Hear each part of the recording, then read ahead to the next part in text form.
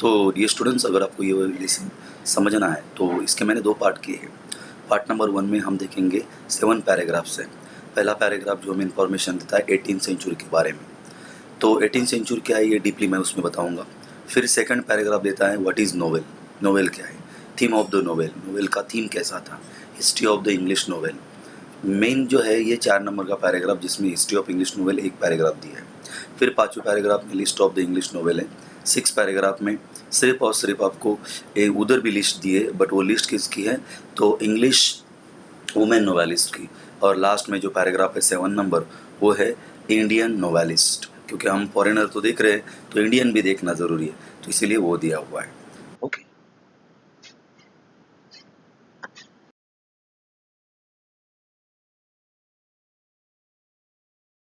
अगर मैं English literature seriously पढ़ना चाहता हूँ तो मुझे इंग्लिश लिटरेचर पढ़ने के लिए ये जो चार्ट दिया ये समझना होगा। इसमें अलग अलग पीरियड्स दिए हैं जिसे हम इंग्लिश में एरा कहते हैं। यहाँ पे देखिए ये जो है 21st सेंचुरी, मतलब अभी अगर हम बात करेंगे तो 2025 चल रहा है, इसीलिए 21st सेंचुरी हम इसको कहते हैं। बराबर 21st सेंचुरी में हम यहाँ पर है। उसके पीछे जाएंगे 100 साल पहले तो 20th सेंचुरी। फिर 100 साल पहले अगर जाएंगे, मतलब पहले के बाद जो 19th century, 18th century, 17th, 16th, 15th और ये 10th सेंचुरी। ये 10th सेंचुरी जो है तो एक्चुअली नोवेल की जो पहली शुरुआत है वो 2000 ईयर्स पहले है, बट उन्होंने यहाँ पे जो रेफरेंस दिया है हमें 1010 में दुनिया का पहला बुक आया था, जो 10th सेंचुरी में लिखा गया था। तो यहाँ पे इसीलिए ये 10th सेंचुरी, मतलब हम कितने साल, 1000 साल पीछे हैं जो दुनिया का पहला बुक लिखा गया। तो आपको अगर इंग्लिश लिटरेचर पढ़ना है तो आपको ये पीरियड मालूम होनी चाहिए। पीरियड के हिसाब से आपको इंग्लिश डेवलप कैसी हुई है, उसमें कौन कौन से लिटरेरी फॉर्म डेवलप हुए हैं वो पता चल जाएगी। 15th सेंचुरी या 16th सेंचुरी में ये यहाँ पर विलियम शेक्सपियर ने ड्रामा को डेवलप किया था, तो ये 16th सेंचुरी ड्रामा के लिए फेमस था। फिर 100 साल बाद 17th सेंचुरी आया, फिर 18th सेंचुरी आया।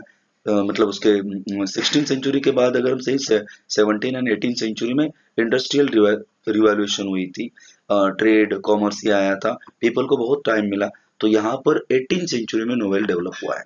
तो एक्चुअली आपको ये देखना है 18th सेंचुरी से नोवेल की शुरुआत। पहला पैराग्राफ 18th सेंचुरी है, फिर 19th सेंचुरी, 20th सेंचुरी जहाँ पे हमारे ग्रैंडफादर हो गए, और 21st सेंचुरी में हम हैं। तो शायद आपको ये जो मैंने दिया है यहाँ पे इंग्लिश लिटरेचर का एरा, मतलब पीरियड, पीरियड समझ में आया कि पीरियड कैसे कैसे होते हैं और इसकी पीरियड के हिसाब से इंग्लिश लिटरेचर डेवलप हुआ है। तो पैराग्राफ नंबर क्या है, चलो देखिए। Hello dear friends, my self Sam as your English analyser. तो चलिए पढ़ते हैं history of English novel. This is very very simple topic, but you know that many student ये कंसिडर करते हैं कि हिस्ट्री ये नाम लिखा हुआ है। हिस्ट्री को थोड़ा सा अगर आप ये चाय को अगर ये कट कर दोगे तो फिर आपके सामने क्या बचेगा, स्टोरी ऑफ इंग्लिश नोवेल। तो चलो एक स्टोरी के फॉर्म में ये नोवेल पढ़ते हैं, और स्टोरी के फॉर्म में जब आप पढ़ोगे then you will understand how writer has given many simple things for this topic. Okay, तो ये पहला पैराग्राफ है अबाउट 18th सेंचुरी।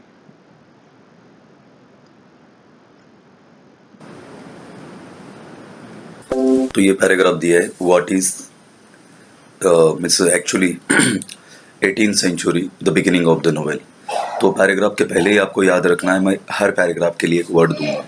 तो ये जो पहला पैराग्राफ है 18th सेंचुरी, जो मैंने आपको ग्राफ दिखाया वो ग्राफ अगर आपको समझ में आया होगा लिटरेचर का, तो डेफिनेटली 18th सेंचुरी एक ऐसा पीरियड था जिसमें नोवेल की शुरुआत हुई थी। तो let's see, the 18th century has gifted English literature to entirely new forms. English literature ने दो इंटायरली न्यू फॉर्म्स ऐसे थे जो 18th सेंचुरी की वजह से हमें, मतलब 18th सेंचुरी में हमें इंग्लिश लिटरेचर को मिले थे। अब ये न्यू फॉर्म्स कौन से, which are without any traces in the ancient classical heritage. One of those was the periodical essay. देखिए एंशिएंट क्लासिकल हेरिटेज हम उन्हें कहेंगे, पहला था उसमें से पीरियोडिकल एसे, मतलब बहुत ऐसे लिखे गए थे, ऐसे यानी कि निबंध जिसे हम कहते हैं, and the other was a novel, और दूसरा था नोवेल। तो ये दो पीरियोडिकल जिसे हम कहेंगे क्लासिकल हेरिटेज थे, दो न्यू फॉर्म थे जो 18th सेंचुरी में दुनिया को मिले। Both of these forms, especially novel, caught the spirit of 18th century as the age of intellectual, sentimental, realistic plan and tried to instruct the readers. अगर आप देखेंगे ये जो नोवेल मतलब 18th सेंचुरी जो है, तो 18th सेंचुरी एक ऐसा पीरियड था जिसमें इंटेलेक्चुअल का मीनिंग आप लिख सकते हो टैलेंट, सेंटिमेंटल मतलब इमोशनल, रियलिस्टिक मतलब रियल बातें। यहाँ पे ट्रेजेडी, कॉमेडी या फिर रोमांस ऐसी बातें नहीं पसंद थी, बल्कि इन लोगों को रियलिस्टिक कहानियां पसंद थी। Try to instruct the reader, और यही एक दौर था जहाँ पे रीडर को इंस्ट्रक्ट किया गया था 18th सेंचुरी में नोवेल द्वारा। So one second I am telling you कि नोवेल एक ऐसी ऐसी चीज़ उस वक्त थी जिस नोवेल में इंटेलेक्चुअल, टैलेंट, उसके बाद में sentimental, emotions, realistic plan and try to instruct readers which would help them to more purposeful and virtuous life. और ये सारी क्वालिटी जो है रीडर को पर्पजफुल लाइफ देती थी, मतलब कुछ ना कुछ पर्पज जिंदगी में होना चाहिए। और उसके साथ वर्चुअस का मीनिंग लिखो क्वालिटेटिव, क्वालिटेटिव लाइफ भी उनकी इस नोवेल से हुई थी। Since the time of the origin, novel की शुरुआत हुई तब से novel has been gaining popularity and growing gradually. Novel की शुरुआत हुई, नोवेल ने पॉपुलैरिटी, फेमस हुआ नोवेल पूरी दुनिया में, क्योंकि नोवेल एक ऐसा लिटरेचर फॉर्म था जो पोइट्री और ड्रामा से भी आगे जा चुका था। ये दौर 18th सेंचुरी का ऐसा है जिसमें नोवेल की शुरुआत हुई थी, और शुरुआत से ही नोवेल दुनिया में सबसे आगे था पोइट्री और ड्रामा से कंपैरिजन अगर करें तो। और टुडे अगर आज हम देखें, आज आज क्या है, तो is recognise as the most dominant literary genre. ये मोस्ट डोमिनेंट लिटरेरी जॉनर है, हम जॉनर कह सकते हैं, जॉनरा कह सकते हैं। So you can find out, dominant का मीनिंग होता है मेन, प्रमुख, जिसे मेन कहा जाता है। चीप लिटरेरी अगर जॉनर कोई है, लिटरेरी जॉनर बहुत सारे हैं, पोएम्स है, ड्रामा है, शॉर्ट स्टोरीज है, एसेज है, लेकिन इससे सबसे इम्पोर्टेंट अगर आज देखें तो नोवेल सेक्शन है। पूरी दुनिया में नोवेल पढ़ा जाता है। ये था पैराग्राफ नंबर 1 जिसमें था 18th सेंचुरी। पैराग्राफ नंबर 2 देखिए यहाँ पे। पैराग्राफ नंबर 2 के लिए आप लिख के रखोगे व्हाट इज नोवेल, मतलब नोवेल क्या है। क्वेश्चन ऐसे भी आ सकता है आपको कि व्हाट इज अ नोवेल, तो यहाँ पे लिखा है नोवेल इज। इस डेफिनेशन से आपको समझ में आएगा the novel is, what is a novel, तो नोवेल क्या है। जस्ट सी नाउ, ये यहाँ पर the novel is relatively long narrative fiction, long कहानी है, लॉन्ग नरेटिव फिक्शन है, स्टोरी है, which describe intimate human experiences normally in a prose form. Prose form का मीनिंग है लेसन में, जैसे बड़े बड़े आर्टिकल लिखे जाते हैं, लेसन लिखे जाते हैं, वो स्टोरी फॉर्म में इंटीमेट ह्यूमन एक्सपीरियंस, मतलब जो इंसान है उनके एक्सपीरियंस क्या रहे वो नोवेल में लिखे जाते हैं। The present English word novel is derived from Italian word novella. You will not forget this. Novella का मीनिंग होता है न्यू, तो इटालियन वर्ड नोवेला से नोवेल ये वर्ड की शुरुआत हुई और ये वर्ड लिया गया novel. Novel narrates a story embellishing it more detail of a time, place, nature, people and their mind। और एक बात हम नहीं भूलेंगे व्हाट इज नोवेल में, कि नोवेल बताता क्या है। नोवेल एक्चुअली नरेट्स करता है डिटेल ऑफ टाइम, टाइम के बारे में हमें पता चलता है किस टाइम की स्टोरी पढ़ रहे हैं, प्लेस कहाँ की स्टोरी पढ़ रही है, कौन सी लोकेशन है, nature, nature of the people, nature of the life, ये सारी बातें, एंड देयर माइंड, उसके बाद में देयर जेस्चर्स, देयर एक्टिविटीज, ये सारी बातें जो है नोवेल में रहती है। इसीलिए इस पैराग्राफ को हमने नाम दिया what is novel. It presents the picture of a society of that period. Novel makes the life easier to understand than a drama and poetry. जो लाइफ हमें ड्रामा और पोएट्री से नहीं पता चलता वो हमें नोवेल से पता चलता है। इन मॉडर्न एरा, अगर मॉडर्न एरा में बात करें, मतलब मॉडर्न एरा का मीनिंग है पीरियड, अगर हम इस मॉडर्न पीरियड में बात करें तो novel has adopted literary prose. Novel को एक लिटरेरी प्रोज की जो उपाधि मिली है। तो इस तरीके से हमने देखा paragraph number 2 what is novel. Paragraph number 3 में आप लिख सकते हो theme of the novel. Okay, लिख के रखो, जब आप स्टडी करोगे तो नोटबुक में भी आपको लिखना है step by step. Dear student, don't forget question कैसे आएगा वो मैं आपको बता रहा हूँ, साथ में उस पैराग्राफ में क्या है वो भी हम एनालाइज करके देख रहे हैं। Novel as a literary genre has a history about 2000 years. Novel को 2000 ईयर्स की हिस्ट्री है, मतलब आज अगर हम 21st सेंचुरी में है तो 2000 साल पीछे जाएंगे तो नोवेल को ये जो है हिस्ट्री है नोवेल की 2000 ईयर्स। फिर उसके बाद में उन्होंने दिया है among the early precursors of the novel a collection of tales. Tales का मीनिंग कहानियां। जो प्रिकॉशर्स है नोवेल के, जो मैक्सिमम जिन्होंने नोवेल को in front of the word सामने लाया वो लोग नोन एज, उन्हें ग्रीक कहते हैं। और ग्रीक रोमांसेस सबसे पहले ओल्ड कहानियां हैं, dating from the 2nd to the 6th century में टॉप द लिस्ट। मतलब लिस्ट में सबसे आगे अगर कुछ होगा तो वो 16th सेंचुरी में ग्रीक रोमांसेस है। ये बात आपको भूलना नहीं। Actually paragraph number 3 is going on, और इस पैराग्राफ को मैंने टाइटल दिया है थीम ऑफ द नोवेल। इसमें क्या थीम था? Greek romances as well as these imaginative and delightful stories. Imaginative मतलब इमेजिनेशन जिसमें थी, डिलाइटफुल मतलब हैप्पी कहानियां हुआ करती थी, जिसको पढ़कर हमें हमें खुशी मिलती है, ऐसी कहानियां। Of ideal love and marvellous adventure, ये थीम है उसके, देखो जो मैंने अंडरलाइन किया है। दैट 6th सेंचुरी में टॉप द लिस्ट, जिसमें ग्रीक रोमांसेस थी, इमेजिनेटिव कहानियां थी, delightful very happy stories of ideal love and marvellous adventure. Bravery मतलब एडवेंचर, यानी कि जिसे हम करेज कहते हैं, तो मार्वलस एडवेंचर ये थीम था उस वक्त नोवेल का। प्रोफाउंडली, उसका मीनिंग होता है deeply, profoundly affected the creative writing for the next 1000 years. इसी से रिलेटेड, जिसे हम कहेंगे लव एडवेंचर ग्रीक रोमांसेस, इसी से रिलेटेड नेक्स्ट 1000 ईयर तक कहानियां वैसी ही बन के रही, और वही कहानियां लोगों ने उस वक्त पसंद की थी। Though the novel in the modern era usually makes a literary prose, the earlier thread of the genre can be found in। भले ही हम कहेंगे कि नोवेल एक्चुअली मॉडर्न ईरा में जो फ्लोरिश हुआ है लिटरेरी प्रोज का, जो एक दर्जा उसे मिला है, but the earlier thread of the genre, लेकिन जॉनर के जो अर्लियर थ्रेड, थ्रेड का मीनिंग धागे होते हैं, बट यहाँ पे हम कहेंगे एग्जाम्पल, अर्लियर एग्जाम्पल अगर हम देखेंगे नोवेल के, तो नोवेल कैसे डेवलप हुआ, कौन कौन से राइटर ने नोवेल डेवलप किया, उनका नाम मैं यहाँ पे ग्रीन मार्कर से अंडरलाइन कर रहा हूँ, क्योंकि इसके साथ साथ हमें एक प्रोजेक्ट वर्क भी करना है जो बोर्ड एग्जाम में आएगा। ये देखो वर्जिल, ये राइटर का नाम है जिन्होंने इकोलॉग्स लिखा था। फिर उसके बाद में मैलोरेस का जो बुक है वो मॉटेडी ऑथर ये लिखा था। और जॉफरी चॉसर, जिसे फादर ऑफ इंग्लिश लिटरेचर कहते हैं, वो उन्होंने लिखा था tale of Canterbury, sorry the Canterbury tales, ये लिखा था। 3 राइटर और 3 राइटर के बुक्स यहाँ पे दिए। ये क्वेश्चन आपको आएगा मैच द फॉलोइंग के लिए, so don't forget. Okay, Virgil, Malory and Geoffrey Chaucer, उन्होंने कौन से बुक लिखे वो आपको नोटबुक में लिख के रखना है। ये हुआ पैराग्राफ नंबर 3 जिसमें दिया था थीम ऑफ द नोवेल। पहले शुरुआत में थीम ऑफ द नोवेल में love, Greek romances, marvellous adventure etcetera etcetera. उसके बाद में आप पढ़ने जा रहे हो पैराग्राफ नंबर 4, और पैराग्राफ 4 में ये दिया है हिस्ट्री ऑफ इंग्लिश नोवेल। सिर्फ एक पैराग्राफ में आपको हिस्ट्री ऑफ इंग्लिश नोवेल समझ में आएगी। Let's see now what actually they have given in the paragraph number 4th. Okay, lady Murasaki Shikibu, ये नाम आपको याद रखना है, लेडी मुरासाकी शिकुबू। इन्होंने टेल ऑफ गेंजी, ये दुनिया का पहला नोवेल लिखा है, जो लिखा था 1010 में।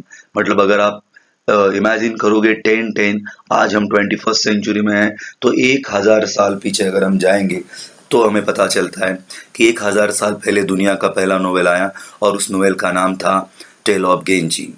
यस, लिखा था लेडी मुरासाकी शिकुबू ने। Has been described as the world's first novel, जिसे दुनिया का पहला नोवेल का कहते हैं। Okay, then the European novel is often said to begin with the Don Quixote. एक और नाम आपको याद रखना है, जो है डॉन कॉग्जट, ये नोवेल का, जो स्पेनिश राइटर मिगुल डी सर्वेंटिस ने लिखा था। स्पेनिश राइटर मतलब स्पेन के राइटर है, उन्होंने वो नोवेल लिखा था जिनका नाम है मिगुल डी सर्वेंटिस। वो लिखा था 16 सेंचुरी में। मतलब देखिए 10 सेंचुरी में जो लिखा था वो था टेल ऑफ गेंजी। उसके बाद में डायरेक्टली आपको रेफरेंस दिया है 16 सेंचुरी में जो लिखा गया नोवेल वो, और उसका नाम है डॉन कॉग्जट। याद रखोगे दोनों बुक। फिर उसके बाद में हम चलते हैं कि क्या हिस्ट्री रही है इंग्लिश नोवेल की। ओके, ये हिस्ट्री जानने के लिए हम यहाँ पे देखते हैं how writer has given here something the 18th century again.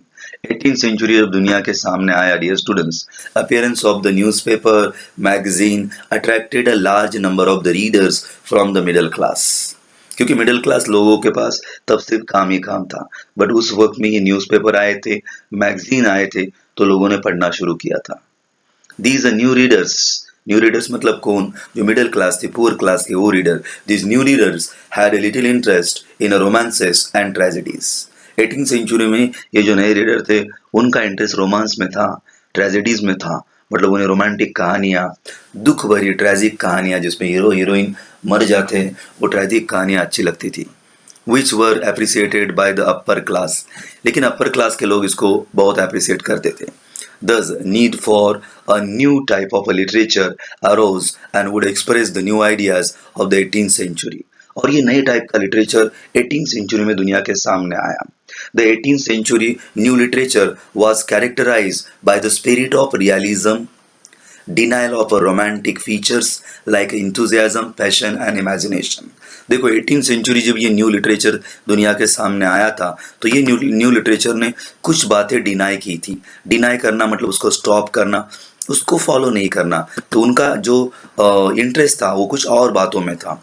कौन कौन सी बातें मैं यहाँ पे अंडरलाइन करके आपको बताना चाहता हूँ, जैसे you can see here.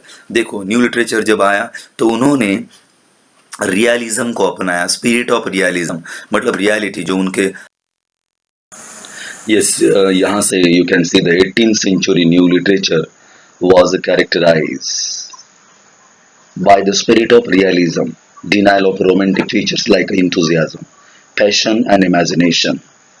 The foreground literary form, the foreground for the novel was prepared by the all factors. After 1740, the novel originated as the literary form in England. You will not forget this thing also कि England में novel की शुरुआत कब हुई थी। Novel की शुरुआत 1740 में इंग्लैंड में हुई, बट उससे पहले 18th सेंचुरी जब आया तो पूरी दुनिया में 18th सेंचुरी में ही नोवेल जो है वो डेवलप हो चुका था, जिसमें स्पिरिट ऑफ रियलिज्म था, मतलब रियल बातें, और उन्होंने रोमांटिक फीचर्स जैसे कि इंथुजियाज्म होता है, पैशंस होता है, इमेजिनेशंस होती है, इमेजिनेशंस को डिनाई किया, डिनायल मतलब उनसे ज़्यादा जो रियल कैरेक्टर्स और रियल जो स्टोरीज है वो उस 18th सेंचुरी में लोगों को अच्छी लगी। Novel originated as the literary form in England in 1740, increase in the trade and commerce along with the industrial revolution. और ये तीन बातें याद रखनी है कि जैसे इंक्रीज मतलब इसमें इंक्रीज हुआ था किसमें, industrial revolution, then commerce and trade यानी कि business, give rise to the middle class. और इसकी वजह से मिडिल क्लास लोग, एक मिडिल क्लास लोगों की जो सोसाइटी है वो सामने आई। A class of people had emerge to occupy a elite status and the realistic picture of the everyday life and the problem of common people depicts it in the novels appeal to the newly educated class. ये जो लोग थे middle class के, जब machinery आई थी, trade business बढ़ा, तो definitely उनके पास पैसा भी आया और उसकी दूसरी बात है उनको खाली टाइम मिला, और इसीलिए उन्होंने ये रियलिस्टिक पिक्चर्स एवरीडे लाइफ का प्रॉब्लम है जो कॉमन लोगों के, कॉमन पीपल के, डिपिक्टेड्स का मीनिंग होता है प्रेजेंट करना। लिटरेचर में जो प्रेजेंट हुए थे लोग, कॉमन लोगों के प्रॉब्लम, तो डेफिनेटली कॉमन लोगों के प्रॉब्लम कॉमन लोगों को अच्छे लगे, मिडिल क्लास लोगों को अच्छे लगे। रियलिस्टिक पिक्चर हर दिन का उसमें डिस्क्रिप्शन था तो वो भी उनको अच्छा लगा। और ये जो न्यूली एजुकेटेड क्लास था मिडिल क्लास का, वो इसकी वजह से नोवेल को और एक नया, जिसे हम बोलेंगे कि एक क्या बोलते हैं उसे, ऑडियंस ग्रुप जो है वो वहाँ पे मिल गया था नोवेल को रीड करने वाला। फिर उसके बाद में newly educated class and was regarded by them as a respectable reading material, and thus a novel as a form appealed to have been designed for both vices to aspirants of a middle class and lower classes meets their longing। यहाँ पे देखो फिर से यही बात कही है कि मिडिल क्लास के जो लोग थे और लोअर क्लास, वो भी लोअर क्लासेस भी इस ग्रुप में, मतलब जो रीडर्स के ग्रुप में आ गए और उन्होंने नोवेल को बढ़ाने का काम किया। meet their longings। The advent of machines, advent का मीनिंग होता है जिसे हम कहेंगे यूज ऑफ द मशीन। जो मॉडर्न यूज, जो 18th सेंचुरी में मशीनरी यूज, जो एरा आया, मशीनरी एरा, जिसमें कि इंडस्ट्रियल रिवॉल्यूशन हुई थी, तो मशीन का यूज हुआ, तो उसकी वजह से provided time to the newly form educated middle class to enjoy in the reading and discussion about the books. और उसके बाद में टाइम मिला तो डेफिनेटली डिस्कशन बुक्स के बारे में होने लगा, रीडिंग वो करने लगे। Drama and poetry were two literary forms that were fading away. लेकिन इसका परिणाम ये हुआ डियर स्टूडेंट्स कि जो ड्रामा एंड पोएट्री थी उनका जो इम्पोर्टेंस है वो कम होते गया, क्योंकि ड्रामा पोएट्री कौन पढ़ेगा अगर उनको सपोज ये सारी बातें अगर उनको मिल रही थी। तो इसके लिए उन्होंने ड्रामा और पोएट्री, उसको थोड़ा सा जो इम्पोर्टेंस है वो कम होते गया। फेडिंग अवे का मीनिंग है इम्पोर्टेंस कम होते जाना। Novel was a combination of some features of a drama and poetry, क्योंकि नोवेल में ही कुछ फीचर्स है वो नोवेल मतलब नोवेल में ऐसे बहुत सारे फीचर्स थे जिसमें ड्रामा एंड पोएट्री दिखाई देते थे। सम न्यू फॉर्म फीचर्स वर एडेड, और कुछ और फीचर्स में ऐड किए, इसीलिए it becomes the prominent. Prominent का मीनिंग होता है मेन, प्रमुख जिसे हम कहते हैं। Prominent form in the 18th century by encompassing the social, political, cultural happenings। और 18th century में ये सबसे इम्पोर्टेंट प्रोमिनेंट फॉर्म बन चुका था, जिसमें ये थीम थे social, political, cultural happening and scientific progress also. इसकी वजह से नोवेल जो है 18th सेंचुरी में डेवलप हो गया था। ये एक पैराग्राफ था जिसमें आपने देखा, आपको उन्होंने टेल ऑफ गेंजी से शुरुआत की थी 1010 से, फिर 16th सेंचुरी में उन्होंने रेफरेंस दिया था आपको डॉन कॉक्सॉट, फिर उसके बाद में 1740 में इंग्लैंड में नोवेल ओरिजिनेट हुआ। और जिस तरीके से मशीनरी आई और लोगों को टाइम मिला और नोवेल कैसे डेवलप हुआ, ये एंडिंग पैराग्राफ में उन्होंने हमें बताया, और ये पैराग्राफ यहाँ पे ख़त्म हुआ। पैराग्राफ नंबर 4 जिसमें मैंने आपको कहा था हिस्ट्री ऑफ इंग्लिश नोवेल, ये आपको भूलना नहीं। अब पैराग्राफ नंबर 5, 6, 7 इसमें सिर्फ रेफरेंस दिया है अलग अलग राइटर्स के, अलग अलग ऑथर्स के, नोवेलिस्ट के नाम दिए, बस वो नाम आपको याद रखने हैं, उनकी एक लिस्ट आपको बनानी है। चलो मैं थोड़ा रेफरेंस के लिए आपको बताता हूँ। यहाँ पे देखिए, ये जो सबसे पहले अगर आपको ये पैराग्राफ पढ़ना है, पैराग्राफ नंबर 5, तो उसका टाइटल ये है the list of world famous English male novelist, और उन्होंने लिखी हुई बुक्स। तो सबसे पहले मैं यहाँ पे आपको एक 16th सेंचुरी और 16th सेंचुरी 78 इसलिए हाईलाइट किया क्योंकि ये पैराग्राफ शुरू होगा तो इसमें 16th सेंचुरी के जो राइटर है उनके नाम दिए हैं। फिर यहाँ पे देखो ये 18th सेंचुरी मैंने हाईलाइट किया, तो 18th सेंचुरी में जो राइटर है उनके नाम यहाँ पे दिए। ये जो है सब 18th सेंचुरी के राइटर्स के नाम है यहाँ से यहाँ तक, अगर आप देखोगे तो। फिर उसके बाद में ये दिया है 20th सेंचुरी। देखो 16 और 18 सेंचुरीज के बारे में बात करते हैं, फिर उसके बाद में हम चलेंगे और देखेंगे 20th सेंचुरी मतलब 100 साल पहले कौन कौन से मॉडर्न एरा में राइटर आए थे, उनका रेफरेंस दिया है इस पैराग्राफ में। ये पैराग्राफ नंबर 5 है, ये सब 18th सेंचुरी राइटर्स के नाम है देखो। और 18th सेंचुरी के जो फीचर्स थे उसमें क्या क्या है वो भी इस पैराग्राफ में दिया है। फिर ये जो है लास्ट पैराग्राफ, इसमें दिया है इमिग्रेंट नोवेलिस्ट मतलब जो फॉरेन दूसरे कंट्री के जो नोवेलिस्ट है जिन्होंने इंग्लिश लिटरेचर में बहुत बड़ा योगदान दिया है उनके नाम दिए, और वो ये है यहाँ से लेके यहाँ तक। अगर आप ये अच्छी तरह से डिवाइड करोगे तो आपको ये क्वेश्चन आता है कि 16th सेंचुरी के राइटर्स कौन है, फिर उसके बाद में 18th सेंचुरी के राइटर्स कौन है, फिर 20th सेंचुरी के राइटर्स कौन है, और फिर लास्ट में आएगा आपको इमिग्रेंट्स नोवेल। देखो यहाँ से ये जो मैंने आपको यहाँ पे क्लिक करके दिया है डियर स्टूडेंट्स, तो ये जो अलग अलग कलर है, ये अलग अलग कलर ये दिखाते हैं कि कौन से पीरियड के कौन से राइटर्स का रेफरेंस दिया है। यही नहीं बल्कि उन्होंने कौन कौन सी बुक्स दी है ये भी आप देख सकते हो। देखो पहला पैराग्राफ अगर आप देखते हो ये यहाँ पे पिलग्रिम्स प्रोग्रेस, तो ये बोर्ड एग्जाम में आया हुआ क्वेश्चन है, ये जो मैंने अभी हाईलाइट किया है पिलग्रिम्स प्रोग्रेस, ये लिखा था जॉन बुनियान ने, फिर ओरोनोको लिखा था अफ्राबेन ने, और फिर इनिशिएटेड प्लेटियस and the colourful addition of English novel was followed by the Daniel Defoe, और ये डैनियल डेफो का नाम है। डैनियल डेफो ने लिखी हुई बुक्स के नाम इन ब्रैकेट में दिए हैं Robinson Crusoe, Moll Flanders, Jonathan Swift and Gulliver Travels, ये उनके नाम है। तो आपको क्योंकि जो क्वेश्चन आएगा वो आपको मैच द फॉलोइंग क्वेश्चन आएगा, जिसमें पहले कॉलम में लिखा होगा राइटर का नाम और दूसरे में उन्होंने लिखी हुई बुक्स। तो आपको ये भी याद रखना है कि 16th सेंचुरी में कौन से राइटर हैं और उन्होंने कौन सी बुक लिखी, इसकी एक लिस्ट आप बनाओ जैसे कि आप यहाँ पे देख रहे हो। फिर दूसरा ये देखो, ये 18th सेंचुरी के राइटर्स, ये सब 18th सेंचुरी के राइटर्स के नाम है। जैसे यहाँ पे सैमुअल रिचर्डसन ये नाम दिया है, उन्होंने Pamela, virtue rewarded and Clarissa ये 3 बुक लिखे थे। फिर उसके बाद में आप पूरे राइटर्स के नाम देखो यहाँ पे दिए। 20th सेंचुरी ये mark by the modern topics and innovative style. 20th century जब दुनिया में सामने आया तो 20th सेंचुरी में मॉडर्न टॉपिक्स और इनोवेटिव स्टाइल मतलब कुछ नया, widen angle of the views of the novelist like E.M. Forster है, जेन जॉइस है, उन लोगों ने कुछ नया और मॉडर्न टेक्निक्स दुनिया के सामने लेके गए। तो पैराग्राफ नंबर जो 5 है उसमें हुआ 20th सेंचुरी के राइटर्स के ये नाम जो मैंने अंडरलाइन किए, आप उसकी लिस्ट बनाओगे इस तरीके से। फिर यहाँ पर सलमान रश्दी, V.S. नायपॉल, फिर यहाँ पे दिया है उन्होंने जापान के कोजुओ इशिगुरु, मेनी अदर्स। ये था पैराग्राफ नंबर 5 जिसमें दिए वर्ल्ड फेमस मेल नोवेलिस्ट। अब हम देखते हैं पैराग्राफ नंबर 6। ये देखो यहाँ से शुरू हुआ है, ये एक लाइन आपको समझ में आएगी, वुमेन नोवेलिस्ट। तो पैराग्राफ नंबर 6 में आपको वुमेन नोवेलिस्ट के बारे में रेफरेंस दिया है। तो मेल नोवेलिस्ट तो आपने समझ में आ गया कि ये दुनिया वर्ल्ड फेमस मेल नोवेलिस्ट है जिनका कंट्रीब्यूशन क्या रहा, अब वुमेन नोवेलिस्ट। तो पैराग्राफ नंबर 6, यहाँ पर पैराग्राफ 6 में डियर स्टूडेंट्स ये देखिए, मैं थोड़ा सा हाईलाइट करके आपको बताता हूँ कुछ नाम जो बहुत इंपॉर्टेंट है।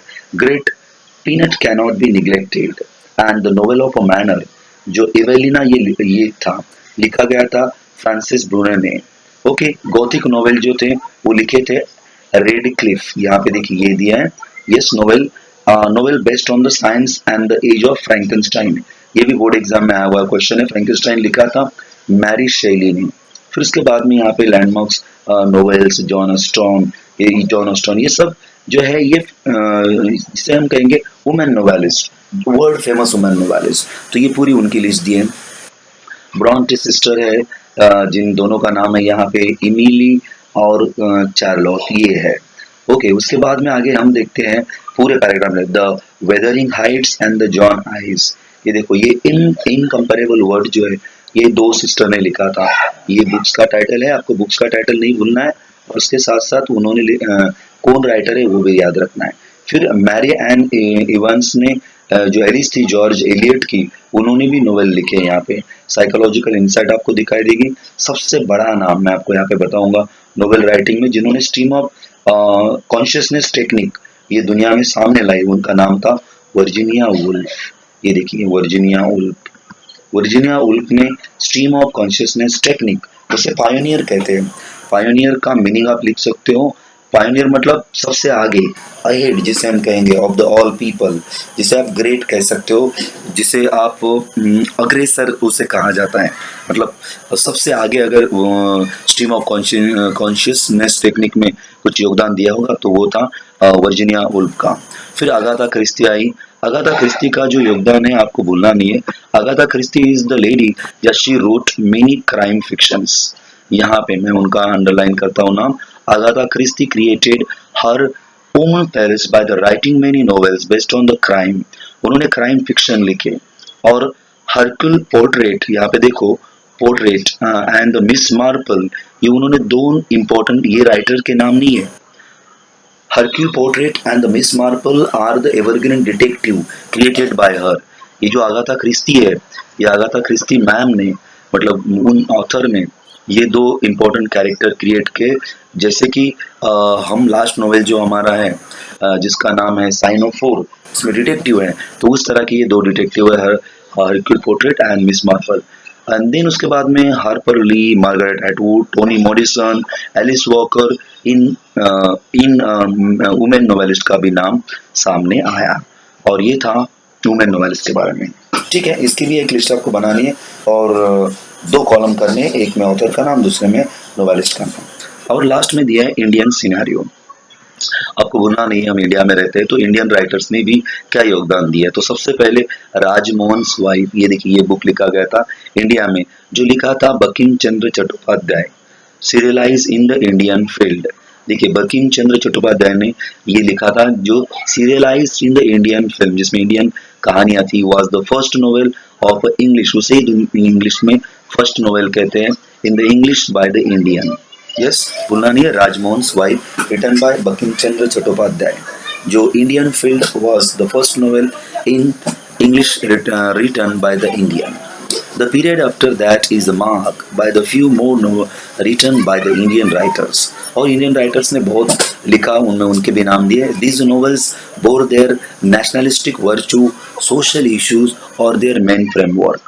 हमारे इंडियन राइटर ने जो लिखा था उसमें नेशनलिस्टिक वर्चू ज़्यादा थे, मतलब नेशनल की क्वालिटी, जिसे वर्चूज का मीनिंग क्वालिटीज होता है, बट नेशनलिस्टिक थीम था, सोशल थीम उनके नोवेल में ज़्यादा था, सोशल इश्यूज, ये मेन फ्रेमवर्क है उनका।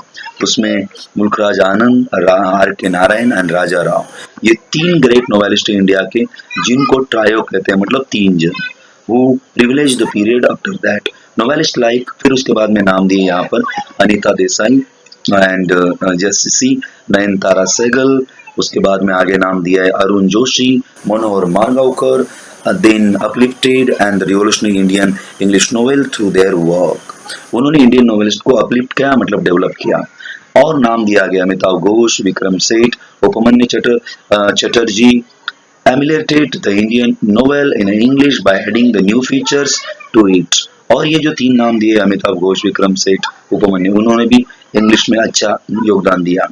Recent year have witnessed the dazzling performance by Indian novelist। अभी अभी कुछ सालों में सलमान रश्दी, देन अरविंद एडिगा एंड अरुंधति रॉय किरण देसाई। अरविंद एडिगा की मैं बात करता हूँ तो अरविंद एडिगा का एक जो बुक था जिसका नाम है व्हाइट टाइगर, ये उन्होंने लिखा है और उसके ऊपर एक मूवी बनी है जिसमें राजकुमार राव ने अच्छी तरह से एक रोल प्ले किया है। मैंने उसकी स्क्रिप्ट भी पढ़ी थी। अरविंद एडिगा ने लिखा हुआ novel white tiger. Arundhati Roy and Kiran Desai and then Kiran Nargaonkar, the Nagarkar है, सॉरी किरण नागरकर, ये भी एक नाम है। And the tradition of the Indian English novel since its inception has registered a mark shift exhibition global concert. जो ग्लोबल कॉन्सर्ट मतलब जो ग्लोबली इंडियन जो इंग्लिश नोवेलिस्ट है उन्होंने अपनी एक पहचान बनाई और इंग्लिश राइटिंग को और एक अच्छी तरह से जिसे डेवलप करने का एक मौका उनको मिला और उन्होंने उसको डेवलप किया। तो आपने देखा पैराग्राफ नंबर 7 में जो दिया है इंडियन इंग्लिश राइटर्स का रेफरेंस, मतलब पैराग्राफ अगर आप शुरुआत से देखते हो तो 18th सेंचुरी, फिर उसके बाद में व्हाट इज नोवेल, फिर उसके बाद में theme of the novel, then next one they have given to you history of English novel. फिर नेक्स्ट में हमने देखा paragraph number 5 list of world famous male novelist, list of next में list of women novelist and list of English जिसे कहेंगे हम Indian English writer. इसी के साथ ये जो पार्ट नंबर 1 है वो कंप्लीट हो गया। अब बाकी जो रिमेनिंग पार्ट है इस नोवेल का इम्पोर्टेंट पार्ट वो हम 2 मार्क्स के लिए वो आएगा, वो देखेंगे पार्ट नंबर 2 में। बाय।